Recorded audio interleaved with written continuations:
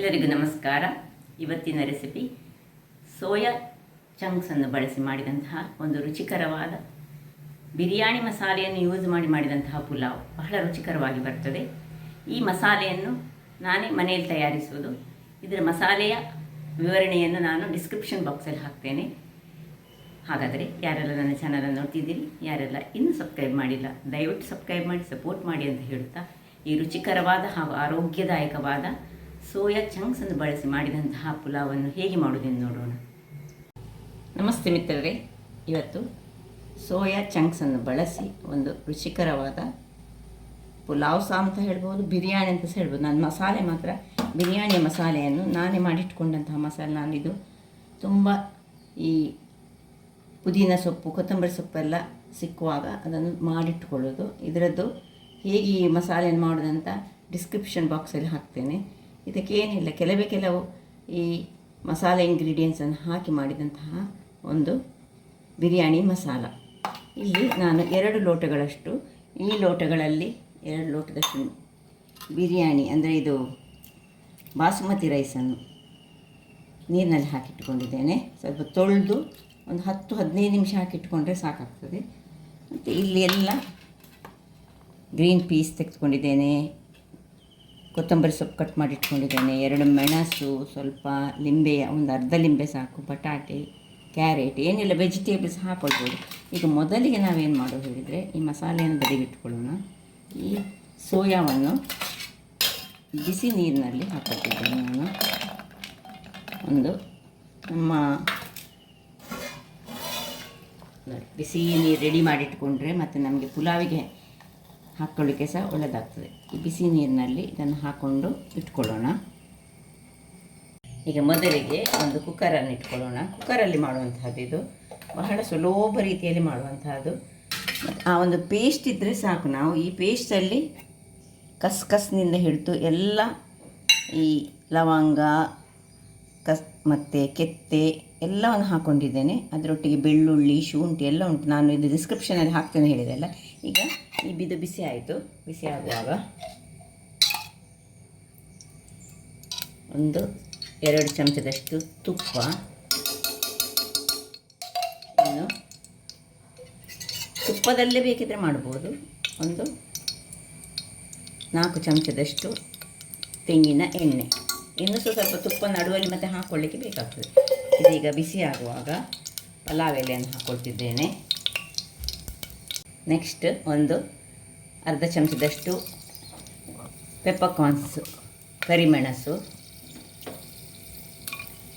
ಕೆತ್ತೆ, ಲವಂಗ ಮತ್ತು ಒಂದು ಸ್ಟಾರ್, 2 ಕಾಡಮನ್, ಏಲಕ್ಕಿ ಹಾಕ್ಕೊಂಡು ಸ್ವಲ್ಪ ಹೀಗೆ ತಿರುಗಿಸಿ, ಈಗ ಅದು ಬಿಸಿ ಆಗುವಾಗ ನೀರುಳ್ಳಿ, ಉದ್ದಕ್ಕೆ ಹೆಚ್ಚಿಕೊಂಡಂತಹ ನೀರುಳ್ಳಿ ಇಷ್ಟನ್ನು ಹಾಕೊಳ್ಳೋಣ.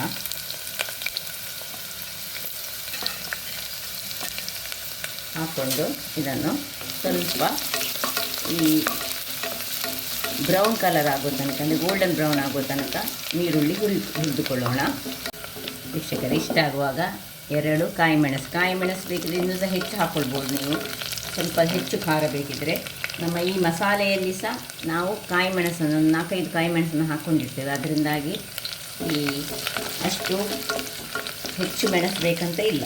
ಈಗ ಇಲ್ಲಿ ನಟ್ಮಗ್, ಜಾಯಿಕಾಯಿಯ ಹೊರಗಿನ ಭಾಗದಲ್ಲಿ ತುಂಬ ಹಾಕ್ಕೊಳ್ಬಾರ್ದು. ತುಂಬ ಹಾಕ್ಕೊಂಡ್ರೆ ಒಳ್ಳೆಯದಾಗೋದಿಲ್ಲ.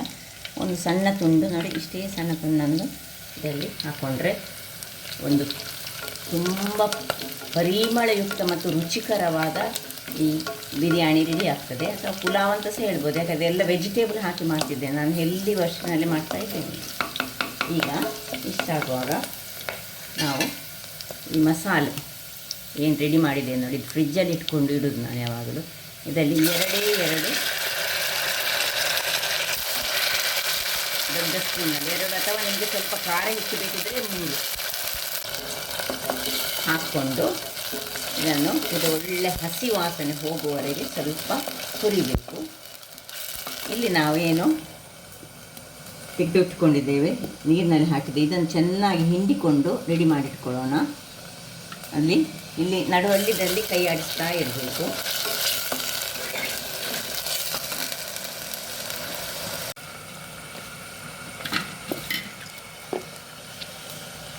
ಇದನ್ನೀಗ ಇಲ್ಲಿ ಹಸಿ ವಾಸನೆ ಇದ್ದದ್ದು ಹೋದ ಕೂಡಲೇ ಇದಕ್ಕೆ ಹಾಕೊಳ್ಳೋಣ. ಸರಿ ಹಿಂಡಿಕೊಂಡು ಹಾಕ್ಕೊಳ್ಬೇಕು. ಸ್ವಲ್ಪ ಸಹ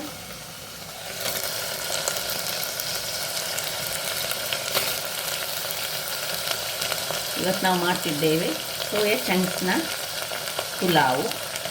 ಇದು ಬಿರಿಯಾನಿ ಮಸಾಲದಲ್ಲಿ ನಾನು ಮಾಡ್ತಾಯಿದ್ದೇನೆ.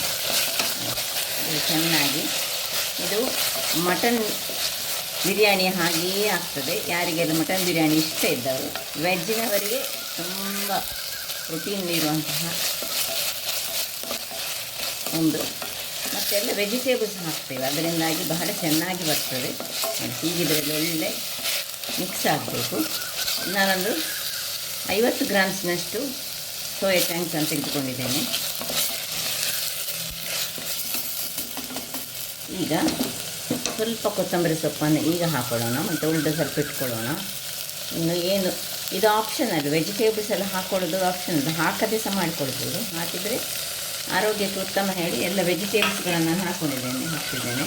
ಒಂದು ಬಟಾಟೆ, ಒಂದು ದೊಡ್ಡ ಕ್ಯಾರೆಟನ್ನು ಹಾಕ್ಕೊಂಡಿದ್ದೇನೆ, ಮತ್ತು ಗ್ರೀನ್ ಪೀಸ್ ಹಾಕ್ಕೊಂಡೆ.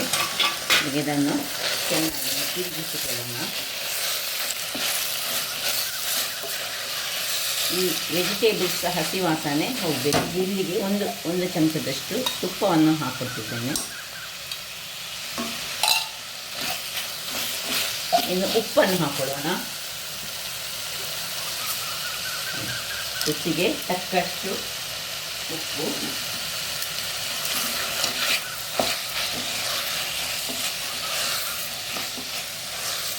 ಹೀಗೆ ಚೆನ್ನಾಗಿ ಇದನ್ನು ಫ್ರೈ ಆಗಬೇಕಿದೆ, ಸೋಯಾ ಮತ್ತು ವೆಜಿಟೇಬಲ್ಸ್ಗಳು.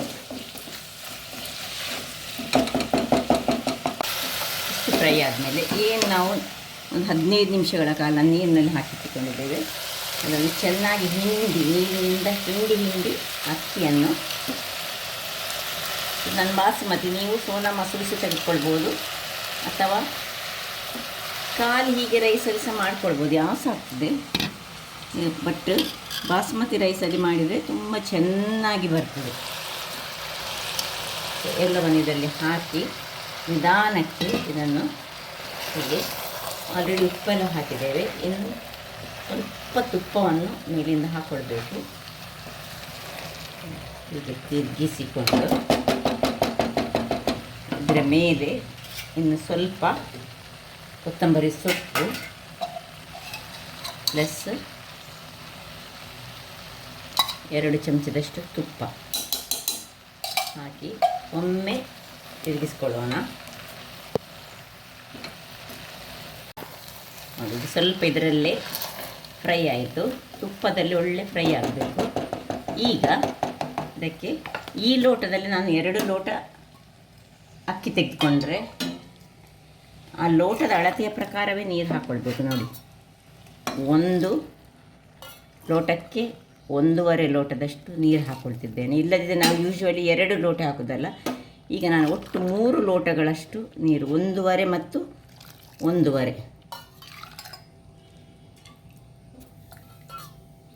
ಇಷ್ಟು ನೀರನ್ನು ಹಾಕ್ಕೊಂಡು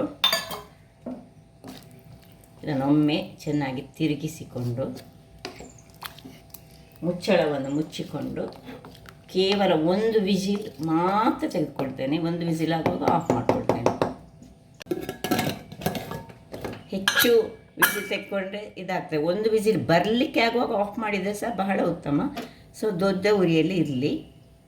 ವೀಕ್ಷಕರೇ, 1 ವಿಸಿಲ್ ಆಯಿತು. ಇದಾಗುವಾಗ ಇದನ್ನು ಆಫ್ ಮಾಡಿಕೊಂಡು ಸ್ವಲ್ಪ ಕೆಳಗಿಟ್ಕೊಳ್ಳೋಣ. ಯಾಕೆಂದರೆ ಹೆಚ್ಚು ಆದರೆ ಅದು ತುಂಬ ಬೆಂದು ಹೋಗ್ತದೆ. ಇದೀಗ ಸ್ವಲ್ಪ ತಣ್ಣಗಾಗಲಿ, ಆಮೇಲೆ ಓಪನ್ ಮಾಡ್ಕೊಳ್ಳೋಣ. ವೀಕ್ಷಕರೇ, ನೋಡಿ ಒಳ್ಳೆ ತಣ್ಣಗಾಗಿದೆ. ಈಗ ಲಿಂಬೆ ಹುಳಿಯನ್ನು ಹಿಂಡಿಕೊಳ್ಳೋಣ. ನೋಡಿ ಹೇಗೆ ಬಂದಿದೆ ನೋಡಿ. ಇದಕ್ಕೆ ಸ್ವಲ್ಪ ಈ ಲಿಂಬೆಯನ್ನು ನಾವು ಬೇಯಿಸುವಾಗಲೇ ನಾವು ಹಾಕ್ಕೊಳ್ಬೋದು ಲಿಂಬೆ ಹುಳಿಯನ್ನು, ಅಥವಾ ಹೀಗೆ ಬೇಯಿಸಿದ ಮೇಲೆ ಸಹ ಹಾಕಿದರೆ ನಡೀತದೆ. ನೋಡಿ ಹಾಕಿ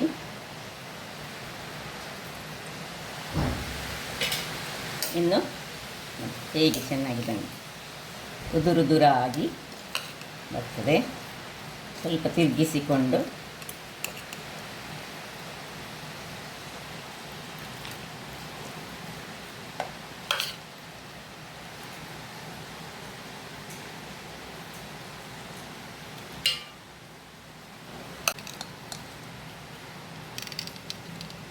ರುಚಿಕರವಾದ ಸೋಯಾದಿಂದ ಮಾಡಿದಂತಹ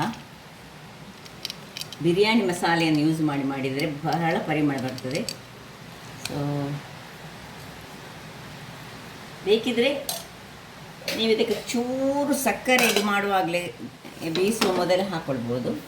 ನೋಡಿದ್ರಲ್ಲ ವೀಕ್ಷಕರೇ, ನೋಡಿ ಯಾವ ರೀತಿಯಲ್ಲಿ ಬಂತಂತ. ಹಾಗಾದರೆ ನನ್ನ ಈ ಕುಕಿಂಗ್ ಚಾನಲ್ ನಿಮಗೆ ಇಷ್ಟ ಆದರೆ ಬೋಳೂರು ಸುವರ್ಣ ಚಾನಲನ್ನು ಲೈಕ್ ಮಾಡಿ, ಶೇರ್ ಮಾಡಿ ಹಾಗೂ ಸಬ್ಸ್ಕ್ರೈಬ್ ಮಾಡಿ ಹಾಗೂ ನನ್ನ ಇನ್ಸ್ಟಾಗ್ರಾಮ್ ಪೇಜನ್ನು ಫಾಲೋ ಮಾಡಿ. ಧನ್ಯವಾದಗಳು.